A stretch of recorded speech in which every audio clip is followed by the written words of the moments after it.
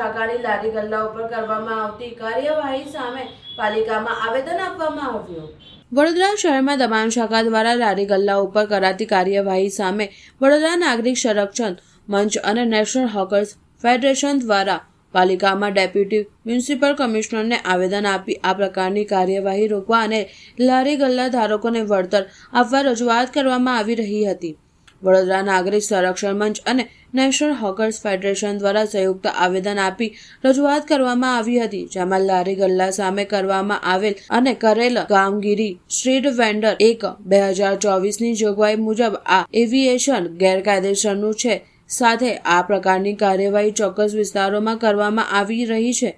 10 વર્ષે પણ street vendor પોલ્યુશનનું અમલ કરવામાં નહીં આવી રહ્યું અને કોઈપણ જાતની નોટિસ વગર લારી ગલ્લા હટાવવામાં આવી રહ્યા છે, ત્યારે આ પ્રકારની કાર્યવાહી તાત્કાલિક ધોરણે રોકવામાં આવે અને આટલા દિવસોનું નુકસાન જે લારી ગલ્લા ધારકોને થયું છે તેનું વળતર પણ ચૂકવવામાં આવે તે માંગ સાથે આજે આવેદન આપી રજૂઆત કરવામાં આવી હતી।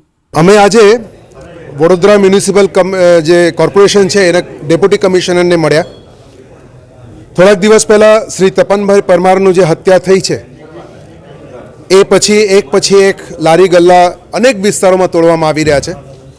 અમે ખાસ માંગણી કરીએ છીએ કે જે તપનભાઈ પરમારના હત્યા થયા છે એને ગુનેગારને કડકમાં કડક સજા થાય, પણ પાડાને વાંકે પખાલીને દામ દેવું એ કોઈ પણ રીતે યોગ્ય નથી। તમે લારી ગલ્લાને જે રીતે તોડી રહ્યા છો અને એ પણ પસંદ કરેલા વિસ્તારોના અંદર ચોક્કસ વર્ગની અંદર લોકોની અંદર ભયનું વાતાવરણ ફેલાવી રહ્યા છો। અમે તમને પૂછવા માંગીએ છીએ કે તમે જે સ્ટ્રીટ વેન્ડર એક્ટ છે 2014 એને આજ સુધી અમલ કેમ નથી કર્યા? 10 વર્ષ થઈ ગયા છે, 2024 છે, તમે આજ દિવસ સુધી એને અમલ કેમ નથી કર્યા?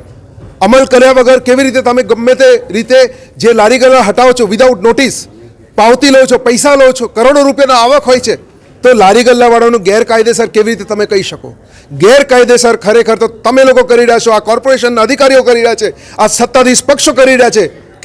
કેમ કે એમના પૂરમાં જે એ લોકોએ નિષ્ફળતા થઈ છે, એ જે દબાણોને હટાવવામાં નિષ્ફળતા થયા છે, નિષ્ફળતા શબ્દો પણ ખોટું કહેવાય કે એ લોકોને મિલીભગતથી જે નદી ઉપર દબાણ થયા છે એને હટાવવાની માંગણી વડોદરા શહેરના નાગરિકોએ કર્યા છે। તમે નથી કરવાના, જાણી જોઈને એને બચાવવા માટે આ એક નુસ્ખો ઊભા કર્યા છે, તમે એક પેતરું ઊભો કર્યા છે કે તમે આ પૂરના જે દબાણો છે એ લોકોને નહીં તોડવાની એક સાજિશ અને બહાનું તમે શોધી રહ્યા છો।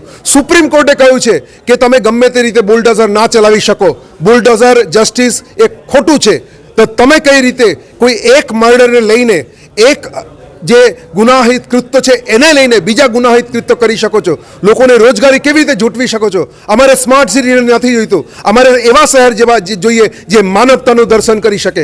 એના માટે આજે અમે આ આવેદનપત્ર આપવા આવ્યા છે અને આ આવેદનપત્રમાં અમે માંગણી કરી છે કે આ કાર્યવાહી તાત્કાલિક ધોરણે રોકવામાં આવે અને જે કોઈ પણ તમે લારી ગલ્લા ઉપાડી ગયા છે એને પાછો આપવામાં આવે અને જે નુકસાન થયા છે એ ભરપાઈ કરવામાં આવે।